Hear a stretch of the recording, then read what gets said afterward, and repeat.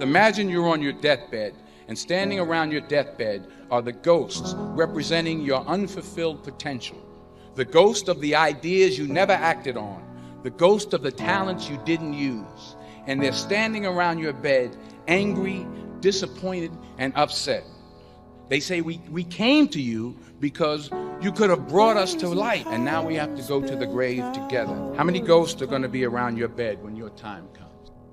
One of the most important lessons in life is to remember to have an attitude of gratitude, of humility. Understand where the gift comes from. It's not mine. It's been given to me by the grace of God. Use what I have. Use what you have to help others. You know, on your last day, you can't take it with you, but you can leave it here. What my mother said to me was, Denzel, you do a lot of good,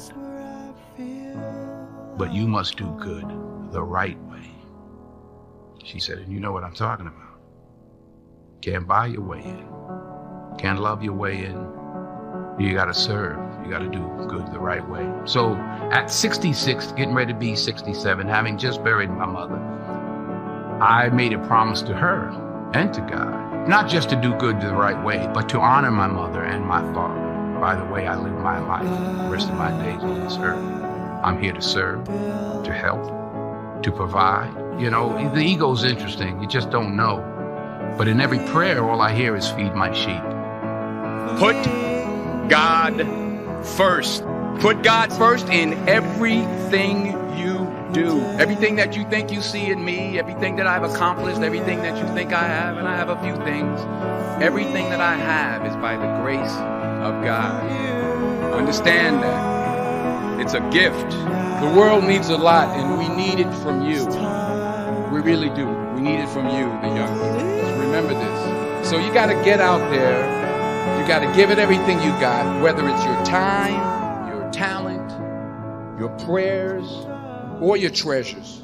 Because remember this, you will never see a U-Haul behind a hearse.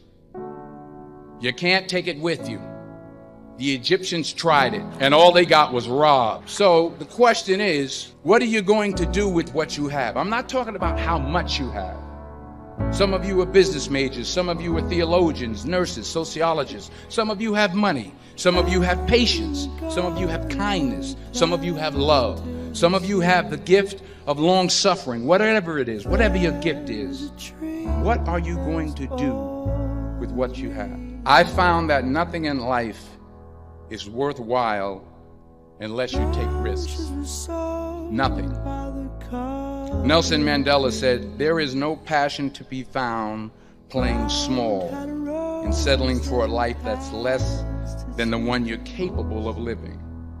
Now, I'm sure in your experiences in school, I'm sure people have told you to make sure you have something to fall back on. Make sure you got something to fall back on, honey.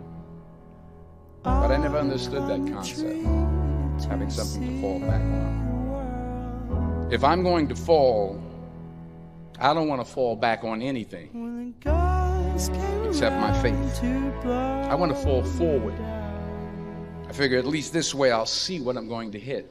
Fall forward. Thomas Edison conducted 1,000 failed experiments. Did you know that? I didn't know that. Because the 1,001st was the light bulb. Reggie Jackson struck out 2,600 times in his career, the most in the history of baseball. But you don't hear about the strikeouts. People remember the home runs. Every failed experiment is one step closer to success. You've got to take risks. To get something you never had, you have to do something you never did.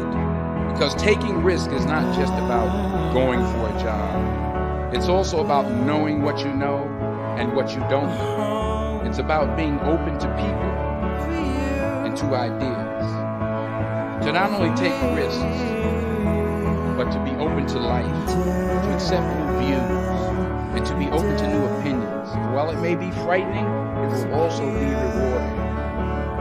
Because the chances you take, the people you meet, the people you love, the faith that you have, that's what's going to define you. Never be discouraged. Never hold back. Give everything you've got. And when you fall throughout life, and maybe even tonight, remember this: fall forward. Without commitment, you'll never start. But more importantly, without consistency, you'll never finish. It's not easy. Keep striving, never give up, fall down 7 times, get up 8. Ease is a greater threat to progress than hardship. I've been protected, I've been directed, I've been corrected. I've kept God in my life and it's kept me humble. I didn't always stick with him, but he always stuck with me. So stick with him in everything you do. If you think you want to do what you think I've done, then do what I've done and stick with God. Number 2, fail big. That's right. Fail big. Today's the beginning of the rest of your life, and it can be very frightening. It's a new world out there. It's a mean world out there, and you only live once. So do what you feel passionate about. Take chances professionally. Don't be afraid to fail. There's an old IQ test, was 9 dots, and you had to draw 5 lines with a pencil within these 9 dots without lifting the pencil. The only way to do it was to go outside the box. So don't be afraid to go outside the box. Don't be afraid to think outside the box. Don't be afraid to fail big, to dream big. But remember, dreams without goals are just dreams, and they ultimately fuel disappointment. So have dreams, but have goals. Life goals, yearly goals, monthly goals, daily goals. I try to give myself a goal every day. Simple goals, but have goals. And understand, in order to achieve your goals, you must apply discipline, which you've already done, and consistency every day, not just on Tuesday and miss a few days. You have to work at it every day. You have to plan every day. You've heard the saying, we don't plan to fail, we fail to plan. Hard work works. Working really hard is what successful people do.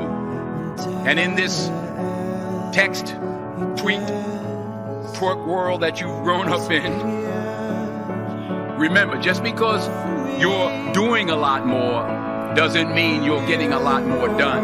Remember that. Just because you're doing a lot more doesn't mean you're getting a lot more done. Don't confuse movement with progress. My mother told me, she said, yeah, because you can run in place all the time and never get anywhere. So continue to strive, continue to have goals, continue to progress. Say thank you in advance for what's already yours. It's how I live my life. That's why I am, one of the reasons why I am today.